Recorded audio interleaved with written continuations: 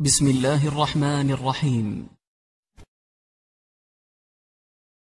الحمد لله الذي هدانا لهذا وما كنا لنهتدي لولا أن هدانا الله، والصلاة والسلام على رسوله الكريم وإمام الموحدين وعلى آله وصحبه أجمعين، أما بعد. السلام عليكم ورحمة الله وبركاته.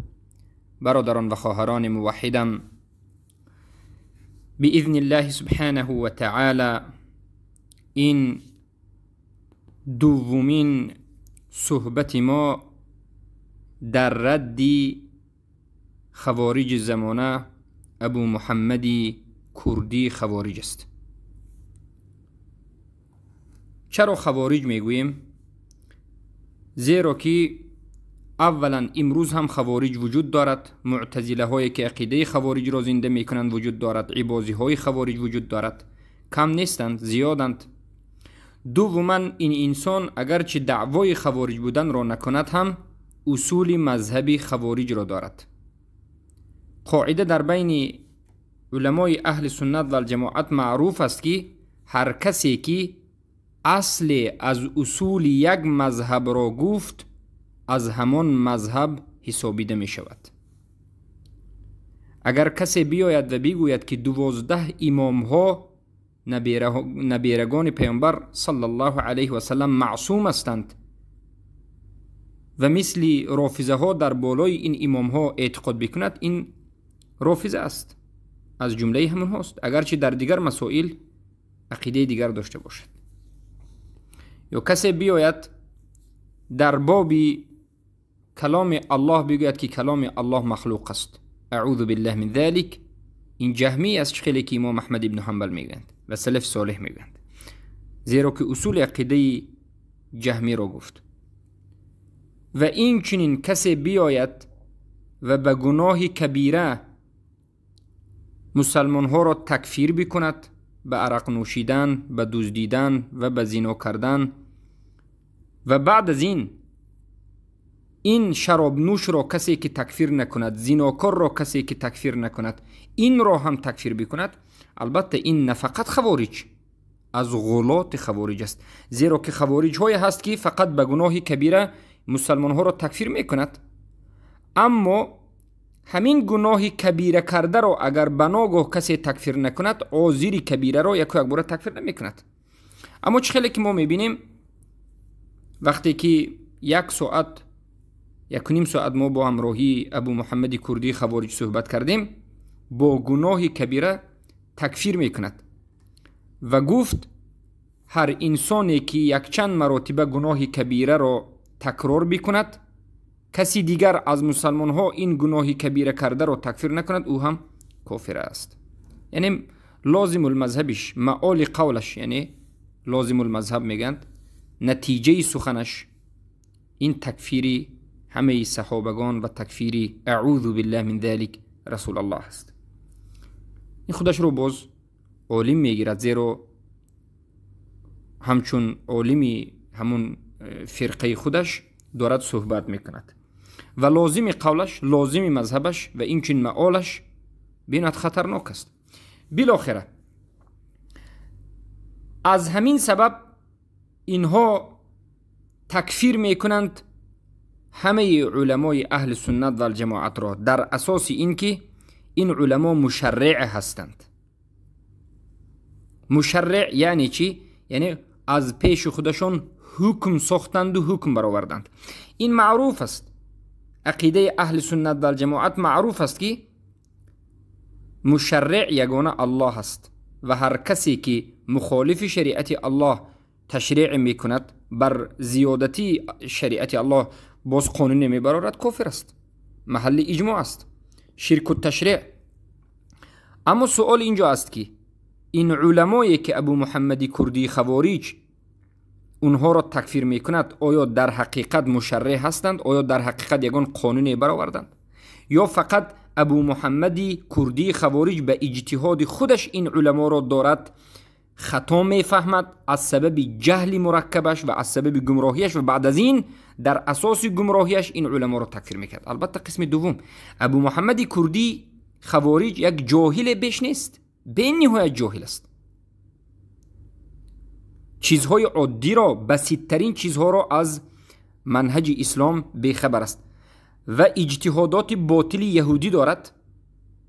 مثل یهودها اجتهادات شخصی خودش را دین می حسابد و در اساس اجتهاد شخصی خودش یک دین نوی را ساخته، خودش مشرع است و در اساس ساخته خودش همه علمای اهل سنت را تکفیر میکند. محمد ابن عبدالوهاب را و همه علمای نجد را تکفیر میکند. شیخ الاسلام ابن تیمیه، ابن القیم الجوزی، ابن کثیر و دیگر از این علمای اهل سنت شاگردان ابن تیمیه را تکفیر میکند. این فقط با همین بس نیست، کسانی که ابن تیمیه را تکفیر نمیکند او را هم کفر میگوید. چلیک خودتون در صحبتی که با من کرد شنیدید، میگوید تو عذری هستی، مرا میگد عذری هستی. من میگم چرا؟ میگد تو شیخ الاسلام را مسلمان میدونی، به شیخ الاسلام عذر میدی. شیخ الاسلام چی مشکلی دارد؟ میگد شیخ الاسلام مشرک را مسلمان میداند، عذر به جهل میدهد. او کافر شد، تو هم او را عذر میدی، تو کافر هستی. مرا کسی که عذر میدهد اینم کافر است. و از همین جا فهمیده میشود که اینها در تکفیر تسلسل دارند. ببینید، هر کسی که به شرک کفر واقع شد این کافر است و هر کسی که این کافر را کافر نگفت خودش به شرک کفر واقع شد. سوم آدم دوم آدم را، چهارم آدم سوم آدم را، پنجم آدم چهارم آدم را، ششم آدم پنجم آدم را، بالاخره این تسلسل پایان نمییابد و همه عالم کافر است بجز ابو محمد کردی خوارج. این لازم المذهبش است، اگرچه به دهانش این سخن رو نمیگه، لیکن نتیجه سخن همین است. خوب دقت بدید، ما یک چیزی داریم لازم المذهب، نتیجه سخن. علما میگویند هر کسی که الله را در بالای آسمان نگوید کافر است، زیرا نتیجه سخنش همین است که الله در همه جا است و نتیجه سخنش این است که یعنی وحدت الوجود، الله در درون همه چیز است. پس ببینید، به همین علمایی که عصر شش هستند و هفت هستند اینو توقف نمیکند. بالاخره اینها رفتند ابو محمد کردی خوارج و کسانی که نگوش میکنند و در همین عقیده هستند، این گمراهان و خوبسا رفتند ائمه اربعه را به زبانش آشکار و واضح تکفیر میکند. این سخن ما تهمت نیست، ویدیوهایش در یوتیوب وجود دارد. بله، عیناً همین سخن را مدخلی ها نسبت من میگفتند. مدخلی ها میگفتند که تو امام های اربعه را تکفیر میکنی. ما میگفتیم حاشا و کلا، هرگز ما امام های چهارگان را تکفیر نمیکنیم. اعوذ بالله، ما پناه به الله میبریم. مذهبی ما مذهبی اهل سنت و الجماعت است. ما تابعین، تبع تابعین، علمای سلف را احترام داریم، قبول میکنیم، رحمهم الله میگوییم و دینمان را از همونها میآموزیم و میگیریم. اما مصدر تشریع ما قرآن و سنت و اجماع است و باقی مانده از مسائل اجتهادی که وجود دارد. بالاخره مسئله اینجاست که آیا اینها فقط در امام چهارگانه توقف کردند؟ نه.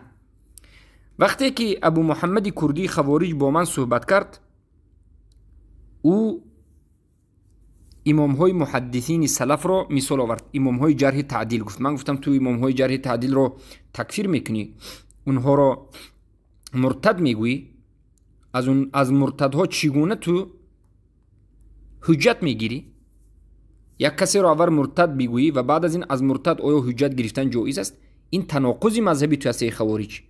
وقتی که این سخن را گفتم او میگد که این علما، یعنی علمایی که جرح تعدیل هستند، اینها علم ندارند بجز جرح تعدیل. این هم جهالت در حق علما است، زیرا که همه علمای سلفی که از علمای جرح تعدیل بودند اینها هم فقها بودند، محدثین بودند، مفسرین بودند.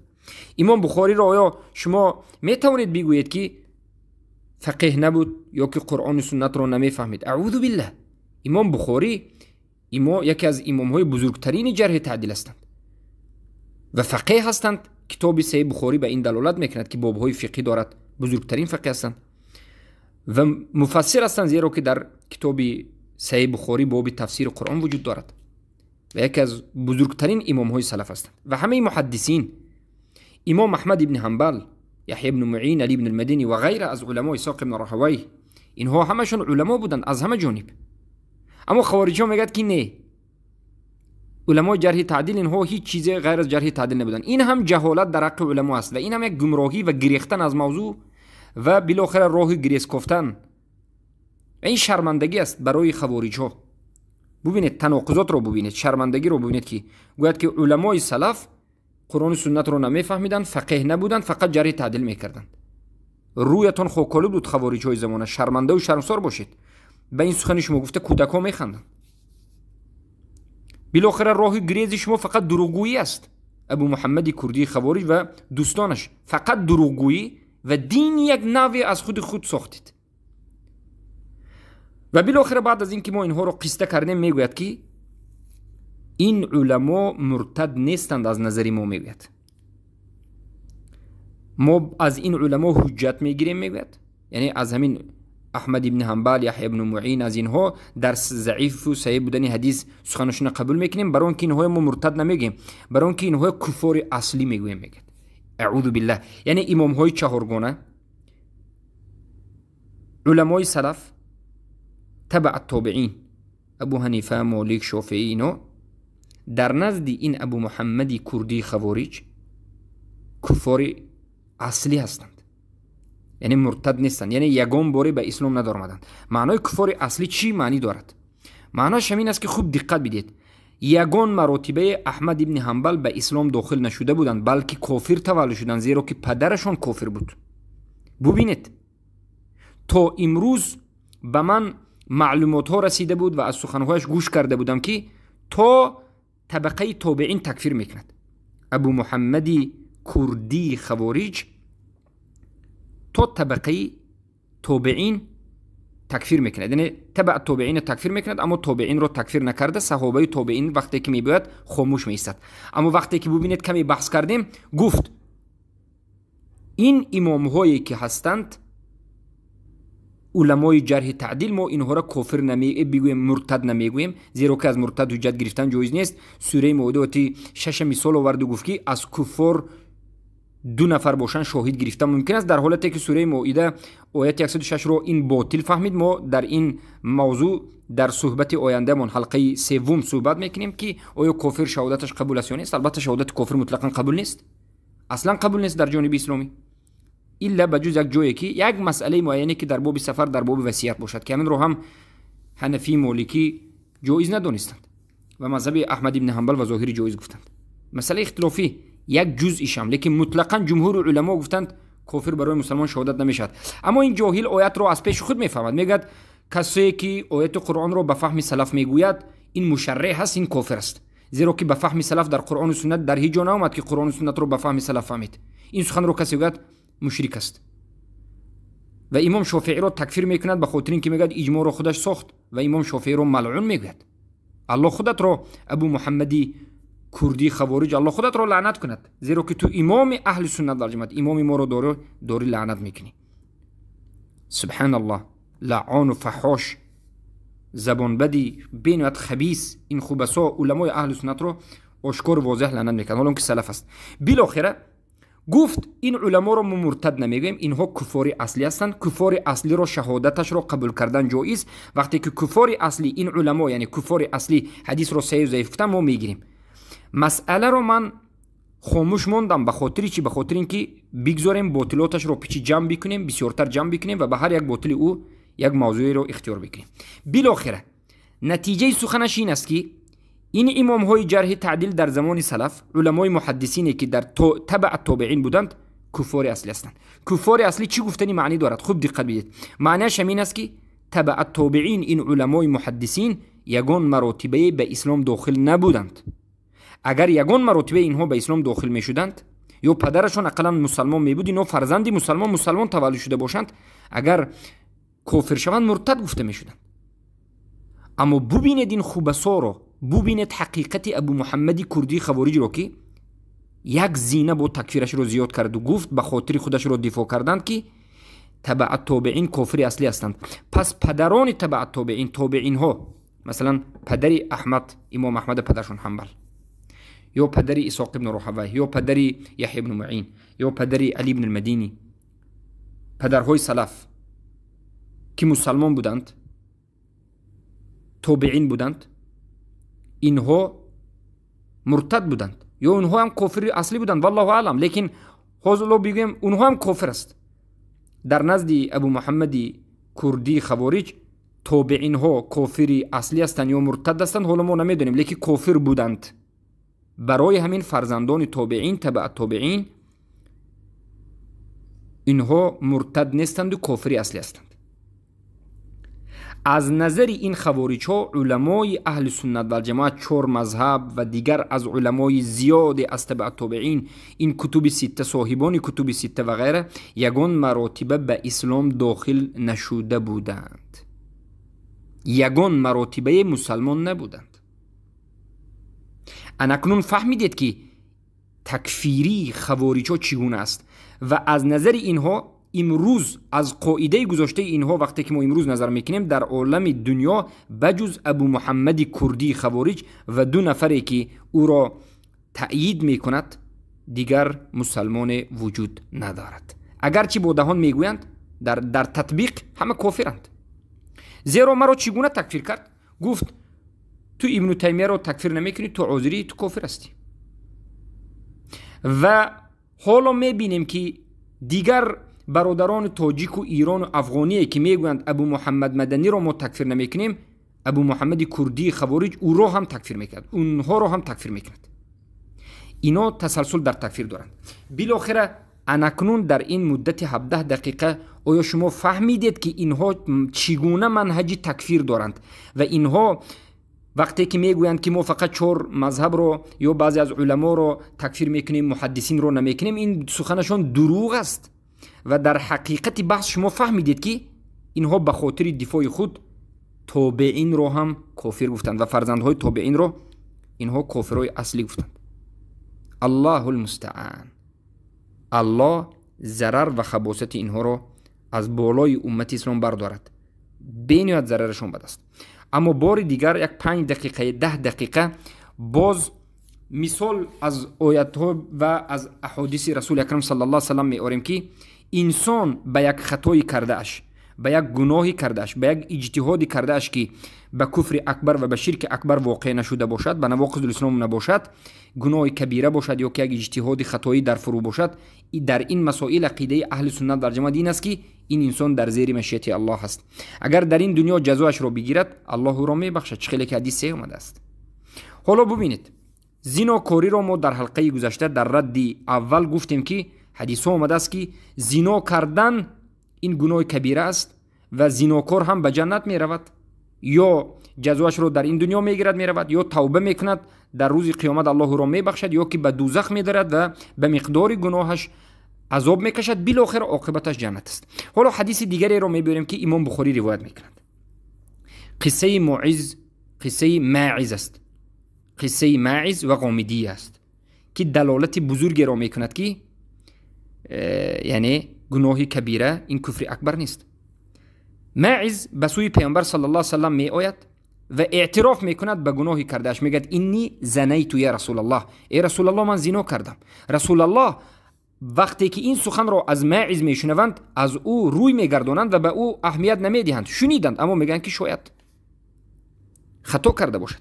آیا ممکن است که یک کسی کفر اکبر را آشکار بگوید که من فلان کفر اکبر را کردم، ما به اهمیتی بکنیم یا رسول الله به اهمیتی کنند؟ البته این ناممکن است. اما رسول الله فهمیدند که گناه کبیره است، شاید از سخنش گردد و از اقرارش گردد. وقتی که پیامبر از او قبول نکردند، ماعز به نزد رسول الله 4 شاهد آورد به خودش که من زنا کردم، انا این 4 شاهد. پیامبر صلی الله علیه و سلم به او نگشتند و گفتند ابیک جنون، آیا تو دیوانه هستی؟ آیا تو مجنون هستی؟ آیا تو به جنونی گرفتار شدی؟ سبحان الله. ماعز گفت یا رسول الله صلی الله علیه و سلم نه، من مجنون نیستم، من عقلم در جوش است، دیده دونسته من اقرار کرده استم. پس پیامبر صلی الله علیه و سلم گفتن اتزوجته، آیا تو زن داری؟ تو زن گرفتگی هستی؟ ماعز گفت که نعم یا رسول الله، بلی من زن گرفتگی هستم. پیامبر صلی الله علیه و آله به صحابگان گفتند که اذهبوا به فرجموه، ببرید این رو رجم بکنید. روایت امام بخاری. از این چی میفهمید؟ از این میفهمید که پیامبر صلی الله علیه و آله این آدم رو کافر نگفتند، بلکه به این حکم رجم رو گذاشتند. و در حدیث دیگر آمده است که پیامبر صلی الله علیه و آله میگند رجم این نابود شدن گناهش است، جزای گناه و نابود شدن گناهش است. این چنین ببینید وقتی که پیامبر صلی الله علیه و آله به تبوک، به غزوه تبوک رفتند، 3 نفر از صحابگان از این سفر پیامبر صلی الله علیه و آله به جهاد به سوی تبوک تخلف کردند، یعنی با همراهی پیامبر نرفتند، عقب نشینی کردند و بالاخره آهسته آهسته این غزوه رو ترک کردند. وقتی که پیامبر صلی الله علیه و آله بازگشتند، منافقایی که اینچنین به همراهی پیامبر صلی الله علیه و آله به این غزوه تبوک نرفته بود، منافقین آمدند بر دروغ عذرخواهی کردند. رسول الله ما این خیلی کمبودی داشتیم، این خیلی شدیم، مریض شدیم. بالاخره منافقها دروغگویی کردند و عذر را بیان کردند. پیامبر عذر آنها را قبول کردند. اما 3 نفر از صحابگان آمدند و در نزد رسول الله عیب خود را اقرار کردند و گفتند که ما هیچ عذری نداشتیم و ما به گناهمون اعتراف میکنیم و خطای خود را اقرار کردند و بیان کردند. رسول الله از اینها روی گردانیدند. نرفتن به جهاد با همراهی پیامبر صلی الله علیه و آله در حالتی که پیامبر امر کردند فرض عین بود. آیا این کفر اکبر است یا اصغر؟ ببینید صحابگان پیامبر صلی الله علیه و آله از اینها روی گردانیدند اما تکفیر نکردند. حجر کردند، تکفیر نکردند. پیامبر صلی الله علیه و آله تکفیر نکردند، فقط حجر کردند. حجر برای مسلمان میشود، این معروف است. زیرا که اگر حکم کفر رو میموندند باید معامله میکردند به مانند معامله مرتدین. خیلی که در زمان پیامبر صلی الله علیه و آله یک انسان مرتد شد، یک کسی که مسلمان شده بود مرتد شد، به خاطر اینکه زنی پدرش رو نکاح کرد و به خودش گرفت، حلال کرد، زنی پدرش رو به خودش گرفت. رسول الله حکم او را مرتد ماندند. 1-2 صحابه دیگر را فرستادند، او مرتد شده رو به قتل رسانیدند. اما این صحابه ها رو معامله همچون معامله مرتدین نکردند. حکم مرتد چی است؟ قتل است، قتل نکردند.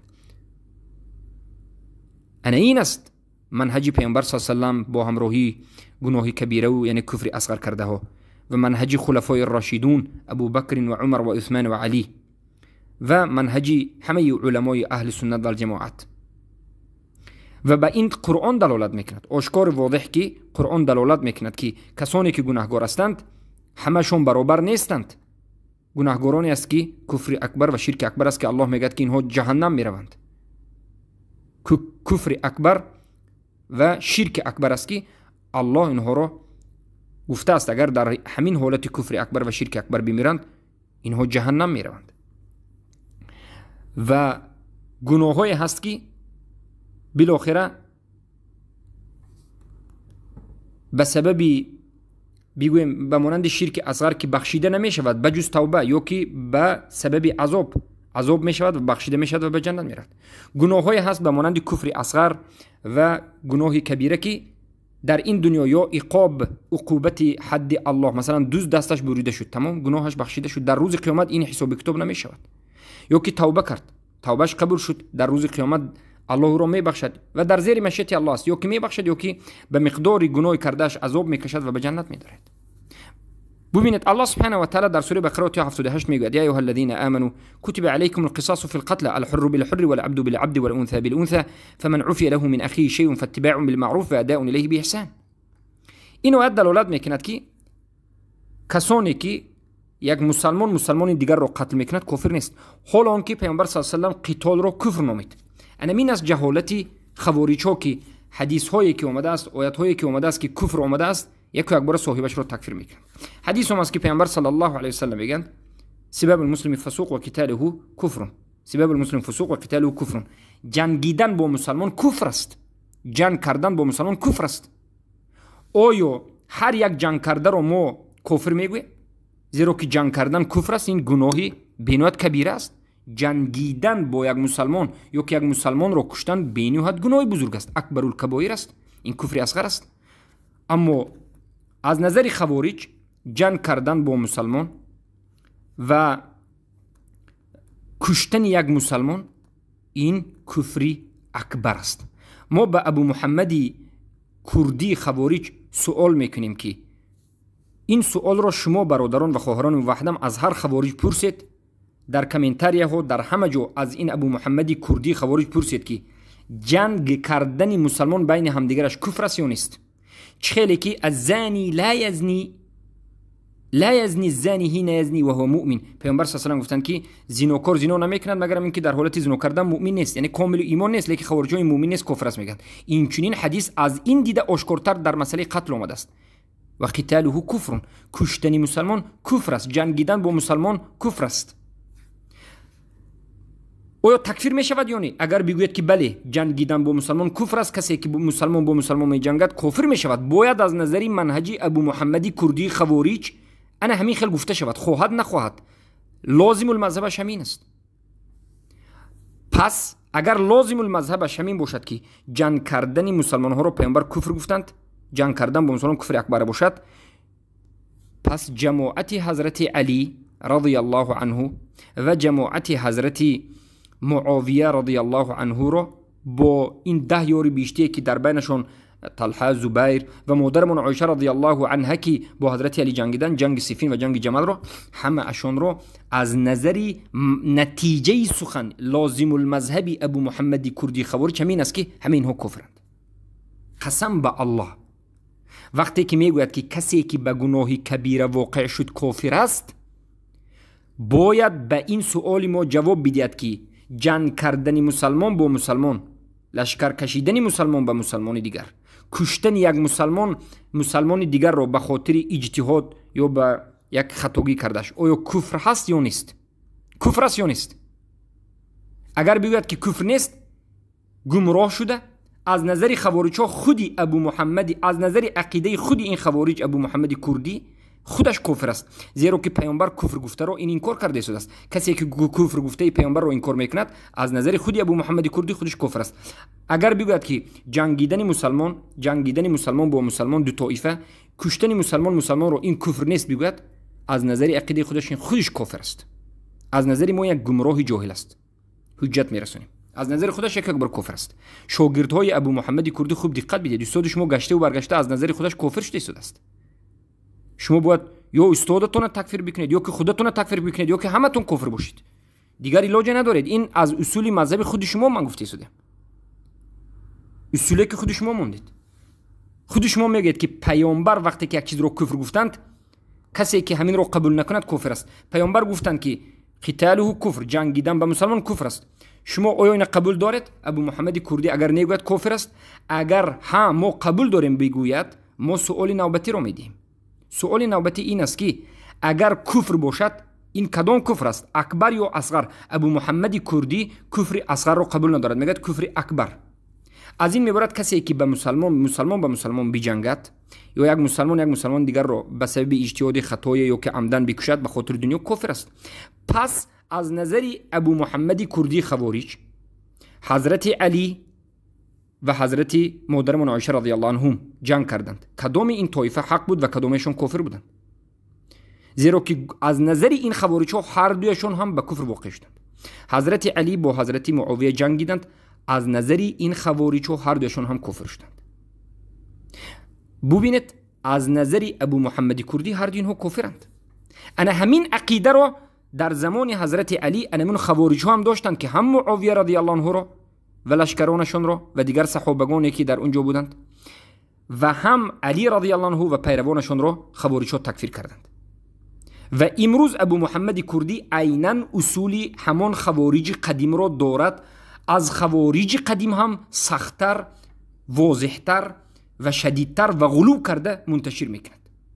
زیرا که از خوارج قدیم روایت نشده است که کسی که علی را کافر نگوید او هم کافر است، سیوم، چهارم، دهم. این خیلی روایت رو سلف ذکر نکردند. البته این کمی بدتر به وجود آمده است. اما ابو محمد کردی عیناً همین عقیده غلوی را دارد. احتیاط باشین. کسانی از تاجیکا یا برادران ایران و افغان اگر این را همچون یک طالب علم اهل سنت تازه شناخته باشین، احتیاط باشین که گمراهتان میکند. غلوترین عقیده بدبخترین را که در حقیقت یمرقون من الدین میشد، از دین بیرین تو میکند، این عقیده باطلانه است. ما از کجا حجت میاریم که پیامبر صلی الله علیه و سلم گفتن جنگیدن با مسلمان کفر است، کشتن مسلمان کفر است، اما این کفر اصغر است. از کجا میگیم؟ زیرا که پیامبر صلی الله علیه و سلم به ما آیت قرآن رو بیان کردن و تفسیر کردن. سوره بقره 78 الله میگه ای آنهایی که ایمان آوردید، برای شما قصاص گرفتن در قتل فرض است، آزاد به آزاد، غلام به غلام، زن به زن. اما کسی که ببخشد یک برادر مسلمانش را، این برای او خیر است. یعنی ببینید یک آدم مسلمان یک مرد مسلمان دیگر را از دیگر خانواده کشت، این مرد مرد، همون اهل خانواده انسان مرده کشته شده به حکومت همون کشوری مسلمانی این قضیه رو میبرند. از نظر شریعت آدم کشنده باید قصاص گرفته شود، کشته شود. اما الله میگوید اگر همین جانبداری یا که بگیم همون اهل و عائله کشته شده ببخشد این آدم کشنده را، خیر است. آدم کشنده دیه میدهد و زنده میماند، دیه میدهد زنده میماند. از این میبرد که این کافر نیست. برای چی؟ برای اون که الله گفته است فمن عفی له من اخیه شیء، هر کسی که ببخشد از کمبودی که یا این یک گناهی بزرگی که از برادرش رخ داد برای او خیر است. یعنی همون آدم کشنده را برادر گفته شده است. یعنی آدم کشنده و اهل و عائله کشته شده به هم دیگر برادر هستند گفته شده است الله سبحانه و تعالی. چگونه می شود که آدم کشنده که پیامبر صلی الله علیه و گفتن این عملش کفر است باز برادر مسلمان باشد؟ مگر الله سبحانه و تعالی در قرآن نگفت المسلم، پیامبر صلی الله علیه و گفتن المسلم اخو المسلم در حدیث، و الله در قرآن نگفت که انما المسلمون اخوه، مسلمان ها به هم دیگر برادر هستند؟ فان تابوا واقاموا الصلاه واتوا الزکات فاخوانکم فی الدین، اگر نماز خواند، اگر موحد باشد، نماز خواند، زکات بدهد، برادر شما است. پس الله سبحانه و تعالی در اینجا گفت این برادر است. آدمی کشنده و اهل عائله کشته شده به هم دیگر برادری چی هستند؟ مسلمان هستند. یا که ابو محمد کردی بیاید قرآن رو هم انکار بکند. خوارج ها یک راه دارید، یا که خودتون رو تکفیر میکنید، یا که منهجتون رو باطل میگید، یا که قرآن رو اعوذ بالله من ذلک خطا میگویید. بله از همین جهت قسمی از خوارج از آریقه غلات قرآن رو انکار کردن، سوره یوسف رو انکار کردن، گفتن ناممکن است که در قرآن درباره عشق صحبت برود، صحبت کرده شد. این مسخره بازی است. گفتند در قرآن نباید درباره عشق، محبت و زن و مرد عشق کرد، محبت کرد صحبت برود. این از قرآن نیست. گفتند این یک افسانه است. اعوذ بالله. از همین جهت این غلات خوارج رو علما تکفیر کردند، زیرا که آیت قرآن بگیم سوره یوسف رو کاملا انکار کردند. ابو محمد کردی هم نتیجه سخنش همین شده ایستاده است. اگر بگوید که هر سخنی که پیامبر کفر گفتند کفر است، به مانند لا یزنی زانی حین یزنی و هو مؤمن، ما میگیم این کفر اصغر است، نمیگه کفر اکبر است. چرا؟ برای اون که پیامبر گفتند ایمانش نابود شد. پیامبر در جای دیگر گفتند یک آدم دیگر رو کشد کفر است این عملش. در قرآن آمده است که کشنده و کشته شده به هم دیگر و اهل خانواده‌اش برادر است. پس برادری مسلمان است یا برادری کفر است؟ برادری مسلمان است. انا این است که شما جواب دادن نمیتونید، این گمراهی شما است. بارک الله فیکم. زیرا که در سوره بقره آیه 78 الله سبحانه و تعالی چی میگوید؟ آدمی کشنده برادرش در دین است. اگر برادر در دین نمی بود، در ایمان نمی بود، الله در اینجا برادر ذکر نمی کرد. یعنی پیامبر گفتن که این عملش کفر است اما این برادری مسلمان است، یعنی کفر اصغر است. این عملش کفر است اما کفر اصغر است. در بسیار حدیث ها و آیات ها اومده است عملش کفر است اما کفر اصغر است. پیامبر صلی الله علیه و آله در حدیث امام بخاری روایت کردن میگن که لا یؤمن احدکم حتی یحب لاخیه ما یحب لنفسه. یگان نفری از شما مؤمن نمیشود تا همان زمانی که به برادرش دوست بدارد هر آن چیزی که به خودش دوست بدارد. یعنی یک سر لباس رو به خودت دوست داشتی به برادرت دوست نداشتی، از نظر خوارج ها تو کافر مرتد هستی یا که کافری اصلا اصلی هستی از نظر ابو محمد کردی خوارج. زیرا که پیامبر گفتن لا یؤمن احدکم، ایمان ندارد یکی از شما، چخیلی که لا یزنی زانی حین یزنی و هو مؤمن، آدمی زنا کننده ایمان ندارد. گفتند این چنین کسی که به برادرش چیزی به خودش دوست داشته رو دوست ندارد مؤمن نیست گفتن، یعنی زیناکار مؤمن نیست، یعنی کافر است در نزد خوارج. اینچنین اگر تو یک ضیافت رو به خودت دوست بداری و برادرت دوست نداری، از نزد خوارج یک اکبر کافر هستی. اما معنای هر دوی این حدیث همین است که ایمان تو کامل نیست. از نظر اهل سنت و الجماعت لا یزنی زنی حین یزنی و هو مؤمن، انسان زنا کننده ایمانش کامل نیست. ایمان اصل ایمان رو دارد اما ایمانش ضعیف است. یک مسلمانی که به خودش نیکی ها رو میخواهد، عیش و عشرت رو، یک زندگی خوب رو میخواهد اما به برادرش نمیخواهد، به برادر موحدش فقط بدی میخواهد یا این چنین چیز رو نمیخواهد، چیزی به خودش دوست داشته رو به او دوست نمیدارد، پس این گناهی بزرگ دارد و ایمانش کامل نیست، اما مؤمن است، موحد است. بارک الله فیکم. پس بیایید سوره حجرات آیت 9 رو میگیریم. الله سبحانه و تعالی میگوید و این طائفتان من المؤمنین اقتتلوا فاصلحوا بینهما فإن بغت إحداهما على الأخرى فقاتلوا التي تبغي حتى تفيء إلى أمر الله فإن فاءت فأصلحوا بينهما بالعدل وأقسطوا إن الله يحب المقسطين إنما المؤمنون إخوة فأصلحوا بين أخويكم واتقوا الله لعلكم ترحمون. الله میگوید اگر دو طایفه از مؤمن ها به هم دیگر جنگ بکند، بین اینها صلح قرار بدید. هر دو طایفه رو به هم دیگر صلح بکنید. اگر یک طایفه از این دو طایفه از صلح شدن، از یعنی صلح آوردن سرکشی بکند و به صلح راضی نشود، همین سرکش ها رو بجنگید تا که به امر الله سر فرود آورند و اصلاح بشود و عدل با عدل و با انصاف در بین اینها حکم بکنید. و زیرا که الله عادلان را دوست می‌دارد.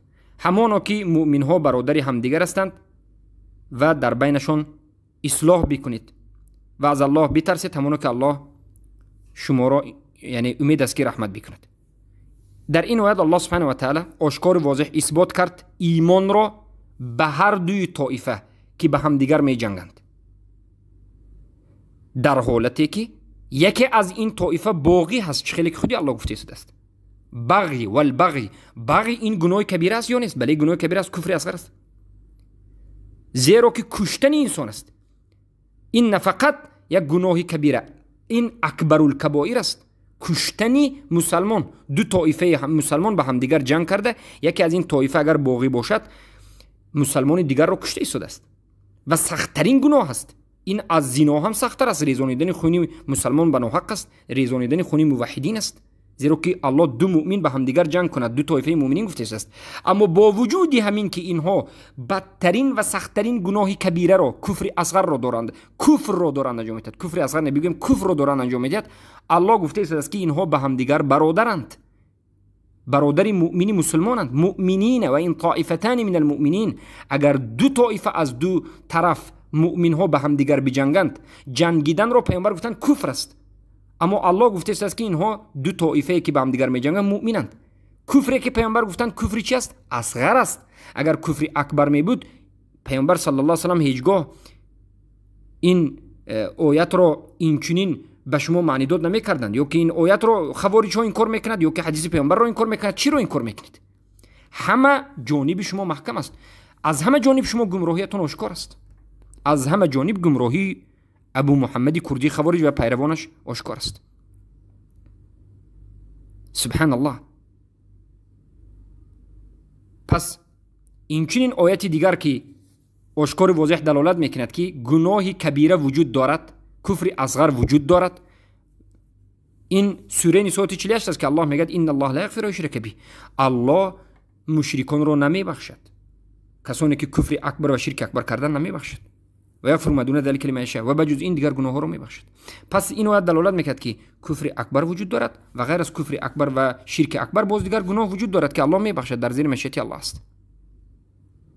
سبحان الله. پیامبر صلی الله علیه و سلم یعنی بیعت میکردن، چه خیلی که حدیث متفق علیه هست. ببینید حدیث متفق علیه است، از جماعتی از صحابگان روایت شده است، از عبادة بن صامت روایت شده است رضی الله عنهم که پیامبر میگن بایعونی علی الا تشرکوا بالله شیئا، به من بیعت بکنید که به الله چیزی رو شریک قرار نمیدید، ولا تسرقوا و دزدی نمیکنید، ولا تزنوا و زنا نمیکنید، ولا تقتلوا اولادکم و فرزندهاتون رو نمیکشید، ولا تأتوا ببهتان تفترونه بین ایدیکم و ارجلکم و به بهتان نمیبرید. یعنی این همه بیعت میکردن، یعنی به همین چیزها بیعت میکنیم که ما شرک نمیکنیم، دزدی نمیکنیم، زنا نمیکنیم. و در دوام حدیث پیامبر صلی الله علیه و آله: و من اصاب من ذلك شیئا فعوقب فی الدنیا فهو کفاره الله. هر کسی که از همین چیزهایی که بعد از شرک به وجود آمد، به مانندی یعنی زنا، به مانندی دزدی، به مانندی آدمکشی یا به مانندی بهتانگویی آمد، همین عملها رو انجام داد، یعنی بیعت رو شکست، فعوقب فی الدنیا، به همین عملی کرده اش در دنیا عقاب کرده شد. دزدی کرد دستش بریده شد، زنا کرد در زده شد، یا که اگر محسن باشد رجم کرده شد. همین عقابی که در این دنیا، حدودی که الله گذاشته است، این کفاره الله، کفاره او است. دستی دزد بریده شود، تمام گناهش بخشیده شد. زناکار در زده شود، تمام، در روز قیامت جزا دیگر نمیگیرد. اما در دوامش ببینید پیامبر چون: و من اصاب من ذلك شیئا ثم ستره الله فهو الی الله. اما کسی که یکی از این عملها رو به وجود آورد، مثلا دزدی کرد، زنا کرد، یک انسان رو کشت، اما هیچ کس نفهمید، هیچ کسی نفهمید، پنهانی است، پس این جزایش در نزد الله است. جزایش در نزد الله است. محل شاهد کجا است؟ در دوام حدیث: این شاء عفا عنه و این شاء عاقبه. اگر الله خواهد او را میبخشد، اگر الله خواهد او را عقاب میکند. چخیلی که ما سوره نساء 48 رو گفتیم، الله شرک اکبر و کفر اکبر رو نمیبخشد. پس زنا کردن، دزدی کردن، آدم کشتن، یا که بگیم جنگیدن، یا که بهتان گفتن، اینها گناهی بزرگ است، به نهایت بزرگ است، اما کفر اکبر نیست. زیرا که پیامبر گفته شدند الله خواهد میبخشد، نخواهد عقاب میکند و باز بس بعد از عقاب به جنت میدارد. حدیث متفق علیه است. پس پیامبر صلی الله علیه و آله واضح گفته شدند خوارجو، شما اگر در حقیقت منهج پیامبر را قبول داشته باشید، دروغگو نباشید، پیامبر صلی الله علیه و آله را اطاعت کنید که پیامبر صلی الله علیه و آله گفته شدند که صاحبای این گناه کبیره به مانند دزدی و زنا و قتل، حد اگر در این دنیا بالای اینها کرده شد، گناهشون بخشیده میشود، از این خطاهاشون دیگر سوال جواب در روز قیامت نمیشود. اما اینها این گناه را بیاورند و توبه نکرده بمیرند، جزا نگرفته بمیرند، در زیر مشیت الله هستند. الله خواهد میبخشد، نخواهد عذابشون میتید و بالاخره بعد از عذاب به جنت داخل میشند. و غیر از این حجت های زیاده که دیروز آوردیم. همه اینها به چی دلالت میکند؟ همه اینها دلالت میکند که گناه کبیره وجود دارد. دشنام دادن این گناه کبیره است، کفر اصغر است. پس بارک الله فیکم برادران و خواهران موحدم، اکنون فهمیدید که این منهجشون منهجی غلات خوارج است. اینها خوارج هستند. هر کسی که این عقیده رو دارد خوارج است. من چرا امروز یک مرتبه دیگر این منهج رو کمی زیادتر، حجت ها رو کمی زیادتر از آیات های قرآن آوردم تا که شما در همین موضوع مستحکم و عمیق و دقیق باشید. اما اگر شما بگید که چرا در حالت بحث کردن به همین موضوع ها نرفتیم، برای اینکه اونها به ما وقت نمیدهند، اگر وقت هم دادیم فقط از موضوع بیرون میشود و بالاخره این خوارج ها همین است، دیگر منهج ندارد. خیلی که برادرها به من خبر داده بودند که این گمراه فقط به همه اهل سنت معاملش همین است. اکنون فهمیدید که این منهجشون باطل است و اکنون فهمیدید که همه تکفیری که اینها میکنند باطل است. علما رو چرا تکفیر کردند؟ به خاطر اینکه گفتند علما قانون برآوردند، از سبب قانون برایشان کافر شدند. علما چه قانونی برآوردند؟ اینها میگوید کفر اکبر، بگویم تقسیمات نبود که کفر اصغر باشد، کفر یا شرک اصغر باشد. همه کفر اکبر است و همه شرک اکبر است. کسی بیاید و بگوید که کفر اصغر وجود دارد و شرک اصغر وجود دارد، این مشرع هست و این کافر است. از همین جهت امام های سلف رو اینها تکفیر میکنند. برای چی؟ برای اینکه میگن این علمای سلف مشرع بودند. ما وقتی که این آیات و حدیث ها رو میاریم میگن که حدیث ها ضعیف است. بله، حدیث همش ضعیف است، اما آیات ها رو چی؟ آیات ها رو نادیده میگیرند، چشمشون رو میپوشند، تلفن ها رو خاموش میکنند و میگریزند. اما ببینید چرا اینها علمای سلف رو تکفیر کردند. اخیر عاقبت مسئله همینجا که خوب دقت بدید، گفتند کفر اصغر وجود ندارد، نه در قرآن نه در سنت، و شرک اصغر نه در قرآن نه در سنت وجود ندارد. این سخنها را که علمای سلف گفته باشند همه این علما کافرند. امام ابو حنیفه شرک اصغر و کفر اصغر گفتند. امام شافعی، مالک، احمد ابن حنبل گفتند که شرک اصغر و کفر اصغر وجود دارد. بله گفتند. پس اینها قانون برآوردن میگوید. این خوارج میگوید که پس اینها یک چیزی که الله نگفت، رسول الله نگفتند، در شریعت نبوده چیز را خودشان گفتند و اینها خودشان یک شریعت ساختند و این امام ها کافرند میگد. اما مرتد شدند یا که کفری اصلی اند. اینا میگد کفری اصلی اند. پس سبب کفرشان فقط این نیست. سبب کفرشان این که اولا پدر اینها کافر بودند و به اسلام داخل نشدند. اعوذ بالله، اعوذ بالله. الله خار و ذلیل بکند این خوبسای، این جهلایی که امت اسلام را تکفیر میکنند و سلف را تکفیر میکنند و به تابعین رفتن و نتیجه سخنشان طعنه به قرآن و سنت است. بله شیخ الاسلام ابن تیمیه رحمه الله میگن که نتیجه سخن هر اهل بدعت عاقبتش طعنه به قرآن و سنت است. زیرا که قرآن را اینو طعنه زده است. یا قرآن رو انکار میکند یا قبول میکند، یا سنت رو انکار میکند یا قبول میکند، یا که تکفیر میکند. از پیامبر صلی الله علیه و سلم شروع کرده صحابگان و همه رو. انمین است خواهد یا نخواهد نتیجه مذهبی خبیث غلاتی این خوارج های زمانه که یکی از رؤوسش با زبان فارسی داره صحبت میکرد، ابو محمد کردی خوارج. اعوذ بالله من ذلك. ما چی میگوییم؟ این قانون برآوردن نیست، این تشریع کردن نیست. این علما از علمای سلف از پیش خودشان یگان چیزی را به شریعت آورده جای نکردند.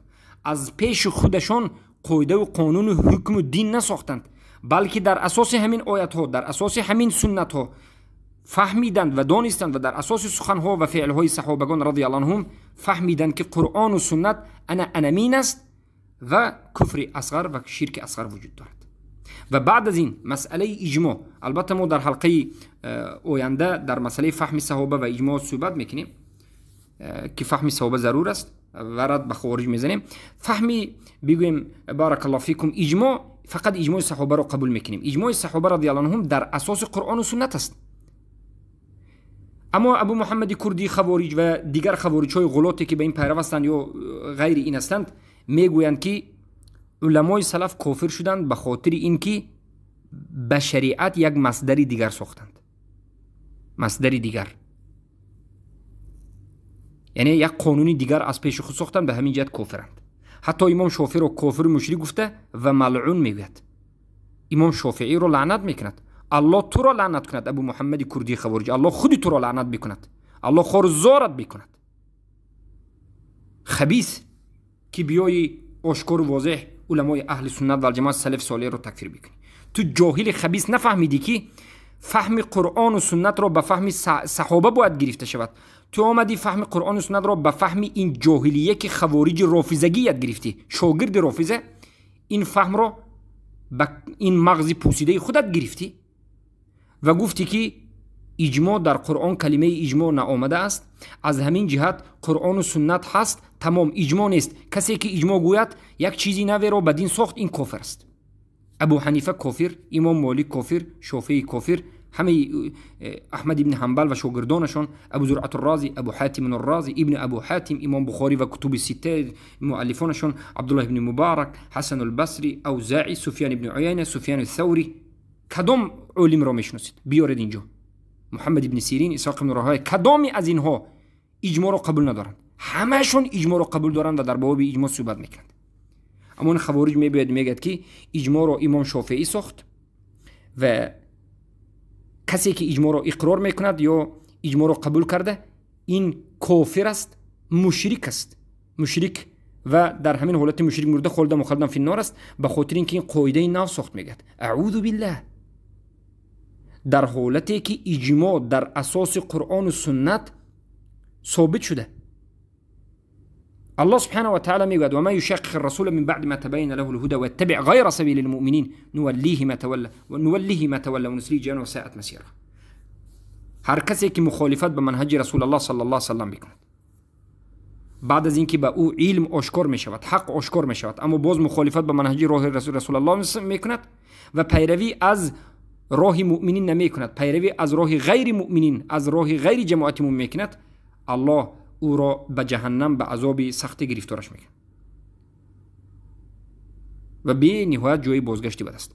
مؤمنینی که در این آیه آمده است کی است؟ صحابگان هستند. مؤمنین این کلمه جمع هست، یعنی جمع صحابگان، همون صحابگانی که الله از اونها راضی شد، رضی الله عنهم و رضوا عنه گفت، الله گفت من از اینها راضی شدم و آنها از من راضی شدند. همون صحابگانی که قرآن و سنت را درست و صحیح فهمیدند، پیامبر صلی الله علیه و سلم فهم اونها را گفتند که صحیح است، زیرا که اگر صحابگان فهمشون خطا می بود، الله با پیامبر خبر میداد که صحابگان تو قرآن را خطا فهمیده ایستادند، سخنهای تو را خطا فهمیده ایستادند، به اونها شرح بده. صحابگان درست و صحیح قرآن را فهمیدند، بعد از این حکم را آوردند از فهم قرآن و سنت. از همین جهت ما میگیم که قرآن و سنت را به فهم صحابه گرفته شود. اجماع همین است که در اساس قرآن و سنت به وجود می آید. اجماع باشد که بدون قرآن و سنت باشد در نزد اهل سنت وجود ندارد. هر اجماع به خودش یک نص از قرآن یا از سنت دارد. اجماع باشد که در اساس قرآن و سنت نباشد، این ناممکن است. هر اجماع در اساس قرآن و سنت است. اجماع چیست؟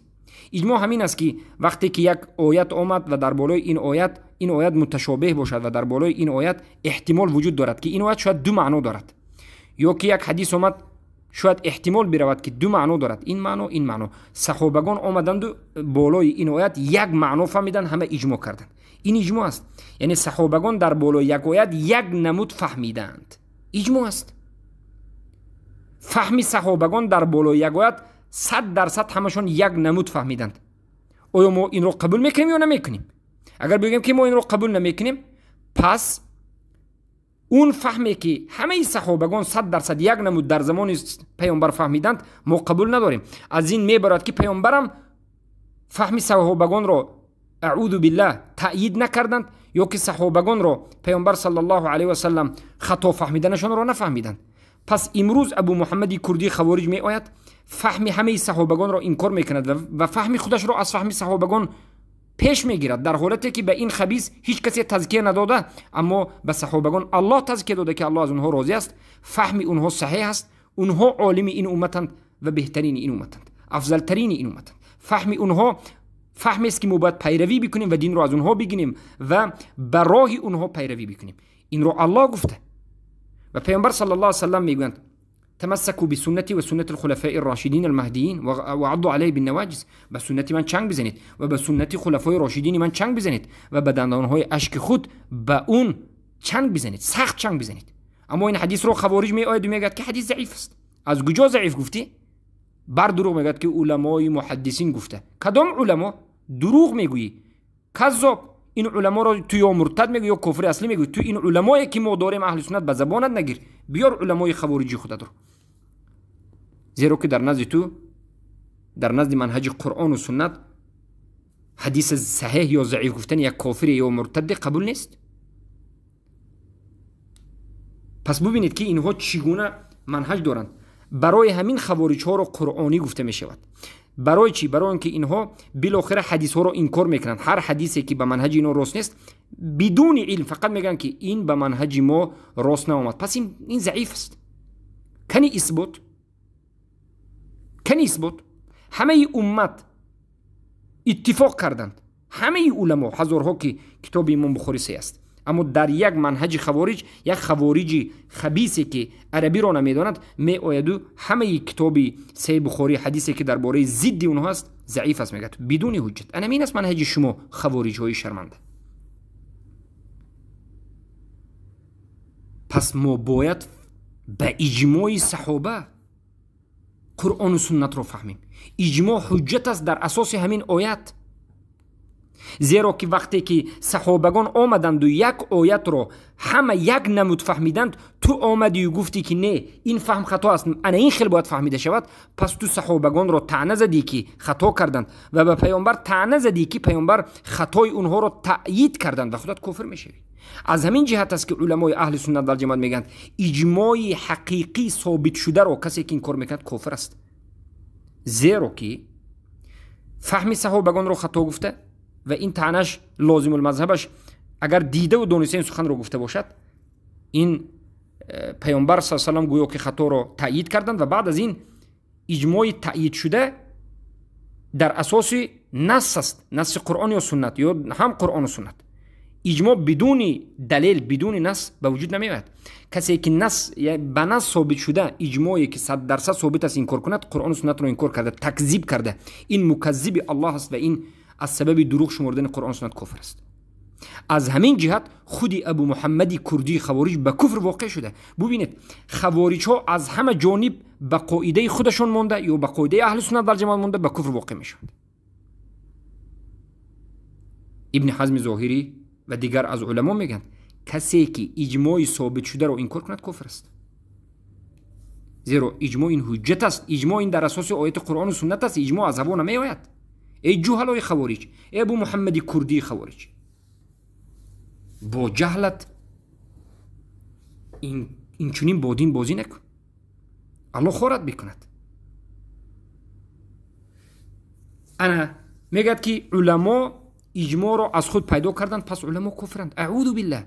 بعد از این میگد که قیاس رو پیدا کردند، قیاس نبود، استحسان رو، مصلحه و مفسده رو، این مسائل اجتهادی است. آیا تو اعتقاد داری که نوازل گفتنی مسائل وجود دارد؟ مسائل نوازل، مسائل اجتهادی دین ما وجود دارد یا ندارد؟ اگر بگویی ندارد کذاب هستی، اگر بگویی دارد علمایی که مجتهد هستند حکمشون در نزد تو چی است؟ همشون کفر هستند، مشرک است. تو علمای مجتهدین رو کفر میگویی به خاطر اجتهادشون. انمین است کذابی شما.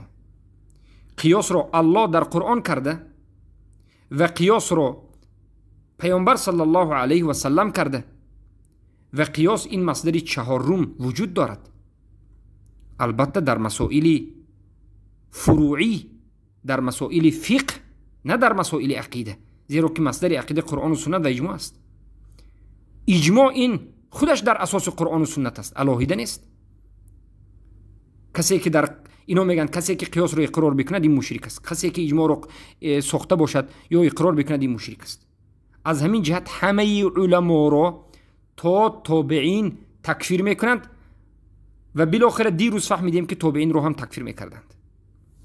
الله خورتان بکند. این علما بدونید که نور چشم امت اسلام است. این علما عزیزترین انسانهای امت اسلام است. ما علما را به خود راب نمیگیریم و خطاهایی که اونها کرده میگیم خطا کردند، اما اونها که به کفر و شرک اکبر واقع نشدن اونها را هیچ کسی حق تکفیر ندارد. کسی که تکفیر کرد این غلو کرده و این منهج خوارج را کرده. به خاطر اجتهاد، به خاطر خطا فهمیدن یک حدیث یا به خاطر معنی داد کردن یک آیت به طرز اجتهاد یا از سبب نرسیدن سبحان الله قرآن و سنت همه علما را تکفیر میکرد.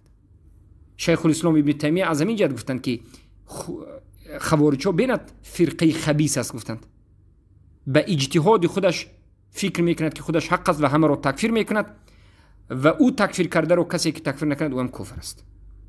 بالاخره با همین فهمیدید که تکفیر اینها با گناه کبیره و تکفیر اینها علمای اهل سنت و جماعت رو باطل است. همه این علما مشرک ها رو مشرک و کافر ها رو کافر میگفتند و یگان نفری از این علما جهل را در شرک و کفر اکبر عذر نمیدادند.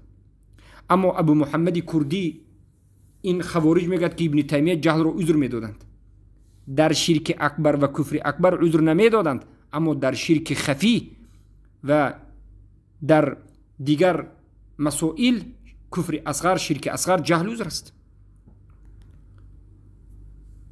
البته در شرک اصغر هم عذر نیست، در کفر اکبر هم عذر نیست. ببینید در شرک اکبر ظاهر، در کفر اکبر ظاهر و در شرک اصغر عذر نیست. اما خفی باشد عذر است. شرک اصغری خفی یا شرک اکبری خفی باشد جهل عذر است. یا در بعضی از صفات های الله سبحانه و تعالی که خفی است جهل عذر است. انا همین رو میگد این عذری است. از نظری ابو محمد کردی چرا شیخ الاسلام ابن تیمیه مشرک است و عذری است؟ برای اینکه شیخ الاسلام ابن تیمیه میگویند که جهل در مسائل خفی عذر است. ما هم این رو میگیم و این به اجماع ثابت است و این سخن صحابگان است. از نظری ابو محمد کردی خوارج صحابگان هم خواهد یا نخواهد به همون قاعده گذاشته است، لازم مذهبش همین است که صحابه هم کفر است. سبحان الله.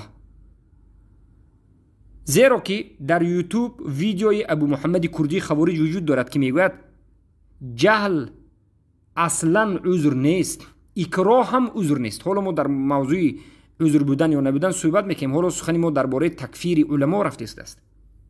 میگوید که جهل مطلقا عذر نیست، نه در کفر اکبر و نه در شرک اکبر، نه در کفر اصغر، نه در شرک اصغر و بگویم شرک اصغری خفی یا که کفر اکبری خفی، این چنین چیزا وجود ندارد. در هیچ جا جهل عذر نیست. هر کسی که جهل رو در شرک اکبری خفی عذر بگوید یا که در یک باب از بابهای کفر اصغر عذر بگوید، این آدم کافر است، عذری است، مشرک است از نظر ابو محمد کردی. از همین جهت تا صحابه هم رو باید تکفیر بکند. نام شیخ الاسلام رو گرفته تکفیر میکنند، محمد ابن عبدالوهاب رو گرفته تکفیر میکنند، ما رو گرفته تکفیر میکنند، امام چهارگانه رو گرفته تکفیر میکنند و همین علما رو ملعون میگوید و لعنت میکند. اما نام صحابه رو گرفته تکفیر کرده نمیتواند. چرا؟ برای اینکه میترسد که امت اسلام حقیقت این خبیث رو میفهمند و از او همه روی میگرداند. از همین جهت این خودش رو نگه میدارد. اما حقیقت مذهبش، لازم مذهبش این رو مجبور میکند که نتیجه مذهبش همین است که صحابگان هم باید با کافر باشند. اعوذ بالله. زیرا که در مسائل خفی و کفر اصغر و غیر جهل رو علی رضی الله عنه و دیگر از صحابگان رضی الله عنه عذر دانستند و از همین جهت علی رضی الله عنه خوارج رو تکفیر نکردند. انا این از تناقضات شما. الله خور بکنه شما را. تکفیر کننده های موحدین را، تکفیر کننده های علمای اهل سنت را، تکفیر کننده های سلف صالح را و پنهانی تکفیر کننده تا پیامبر رسیدن را الله شما را خور بکند. دنبوریده باشید. با همین این صحبت رو به پایان میرسونیم. این حلقه دوم جواب دوم بود و ان شاء الله در حلقه سوم با یک چند مسائلی که در باب خوارج باید صحبت کرده شد صحبت میکنیم. در مسئله اجماع، حقیقت اجماع چیست؟ در مسئله فهم قرآن و سنت باید به فهم صحابه باشد و عقیده خوارج ها در این باب. و بارک الله فیکم در دیگر مسائل که اکراه آیا عذر است یا نیست، زیرا که این اکراه هم رو هم عذر نمیداند. انا همین است مسائل. بارک الله فیکم و حیاکم الله و بیاکم.